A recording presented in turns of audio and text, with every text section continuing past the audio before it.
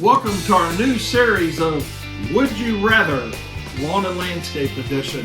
You know, a lot of you guys are familiar with the Would You Rather concept, but after 46 years in this industry, I decided to put together a series of things where we compare one thing to something else, even though I personally would like either one of those, and tell you why or why not. So the first thing that we want to talk about and bring off our series to a great start on is bi-weekly mowings versus free cuts. Too many of us get our businesses hung up on bi-weekly mowing frequency because that's what our customers want. And maybe we've got the wrong customer. So we're going to talk a little bit about that. We're going to talk a little bit about the concept of a free mow, and does that make sense? But before we discuss either one of these as a comparison, I want to talk about the most important thing we need to know to make a good decision for you is, what are your CAC costs, your customer acquisition cost? Then you can decide if either the bi-weekly mowing or the free cut works for you. Some of the problems I see with bi-weekly mowings are simply scheduling conflicts can be a nightmare. You know, if you're doing something on a 14-day cycle and it's due up for a mow and it's going to be raining on that day, or it's rain and got you behind to where you can't get to them on that day, that 14-day mow turns into a 17-day mow maybe. And now we're mowing all that grass for the same amount of money, and in a lot of cases, not really making what we think we're making. Trust me, I did it. I did bi-weekly cuts for a long time until I finally realized I needed to change that service offering around. Didn't work. Wasn't as profitable as weekly service was going to be. Let's look at another side of the free cut.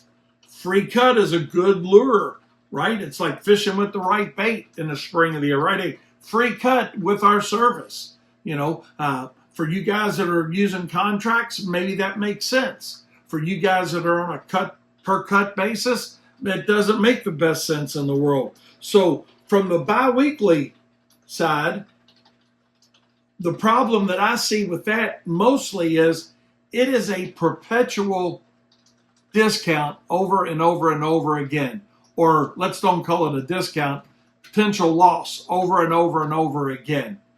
A free cut, the good side of a free cut, even though I'm not crazy about them in most cases, is it's over. You get the cut in, it's done, you're moving along, you're billing that customer. But here's what I want you to think about offering a free cut.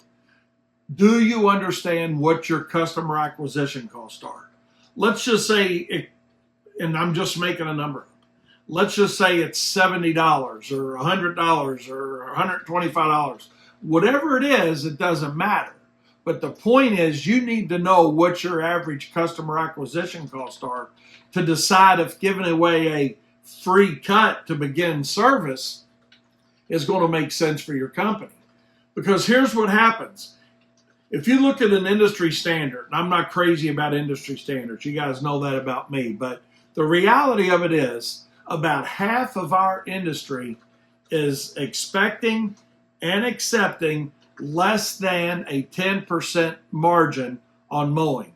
So let's say you're within that 50%, okay? And I know a lot of us think we're doing better than we really are. So if you don't know your numbers, you really don't know the answer to this, okay? Let's just say that you're in that 50% area of 10% margin, okay, or less. You're going to have to mow that lawn 10 more times before you break even on doing that job. So you got the free mow, 10 more weeks of mowing, taking that margin out of each of those 10 weeks. Now week 11 of your season, you're at a break even point, and now you're going to start making some money.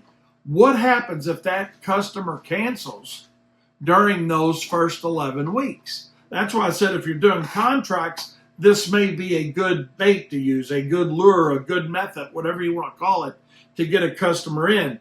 But the reality of it says, if we're not maintaining our customers long enough, how long is it going to take us to recover what we've given away through that customer acquisition cost not being satisfied by doing that free mow? So For me, I'm out of the bi-weekly business. You do get one mulligan on bi-weeklies though, because I think we all need a mulligan, okay? There is that one account that maybe fits, but don't run your business on bi-weekly mows.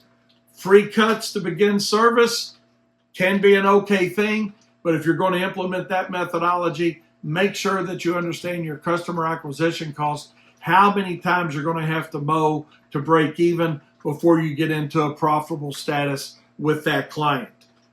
Know that if you offer that program in the spring, that program meaning the free cut, what you're really doing is getting your customer through the hardest part of the year from a mowing standpoint because of the rain, the spring, the excessive growth on the grass. You're getting that customer through the hardest part of the spring at a break-even number at best for your company. So be careful and understand when you ask yourself, would you rather, fill in the blanks with which is the lesser of the two evils. What I would rather do if I had to pick between one or the other, fellas, I think I'm going with the free cut. This is the first of our Would You Rather series. Comment below what you would rather do, the bi-weekly mowing or the free mow.